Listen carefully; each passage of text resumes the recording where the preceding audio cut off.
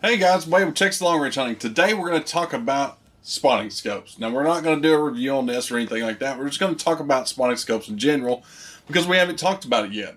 We're just barely into intro and long range, but I was posed with a question the other day about spotting scopes. If I thought you needed one, yada yada yada. So I'll briefly touch on this subject and we'll get into this later on. And we'll start doing some reviews on some at a later date. Why have a spotting scope? Well, if you're going to get into long range hunting, they can be very, very handy. And especially if you're hunting with a pair of people and you have a spotter by your side, he needs some sort of better optic to really watch the trace of the bullet and give you ideas of what the animal looks like and everything else. But let's get into the why before we get into how we use it and everything else. So why a spotting scope? Well, this will aid you in two main tasks that sometimes your rifle scope can't do.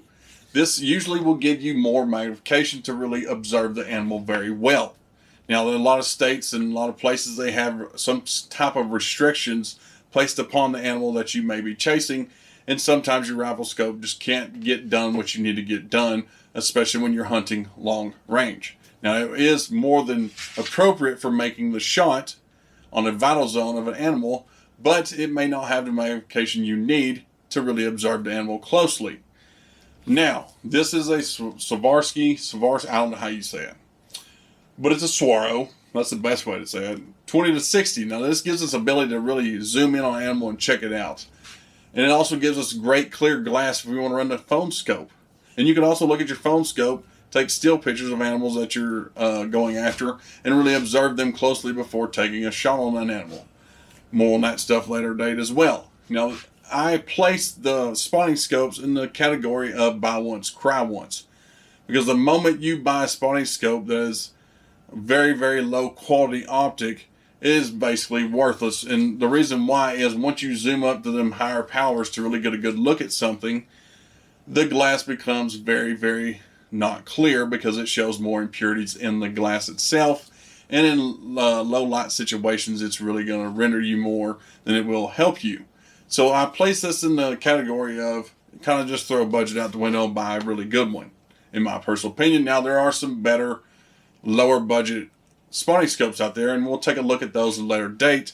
But if you can swing it, buy a good, high quality spotting scope. Now, let's just say that you're in the field and you're looking downrange, and it's a good, calm morning, and you really wished you had more magnification to look at the surroundings of the animal to try and judge the wind out there. That is where this will come into effect once again. This will give you the magnification you need to really look at all the stuff around the animal downrange, including the animal sometimes. If they have like an aoudad, has chaps, has long hair blowing around. You look for anything you can to tell what the wind is doing downrange the animal so you can make sure your wind call is going to be correct.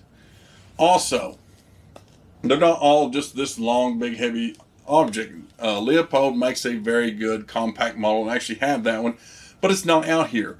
And it actually has a grid inside of the optic itself, and it's used for making good wind calls and stuff like that and range estimation. But what I've figured out is I can use that to quickly measure the width of antlers or the length of horns on an aoudad and stuff like that.